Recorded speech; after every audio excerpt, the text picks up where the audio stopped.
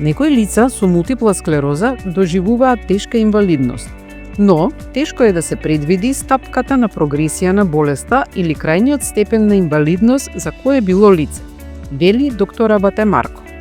Претходна студија покажа дека 15% од лицата со МС пријавиле потреба од помошно средство за одење по првата година по дијагнозата, а по 45 години живење со МС на 76% им била потребна помош при одење.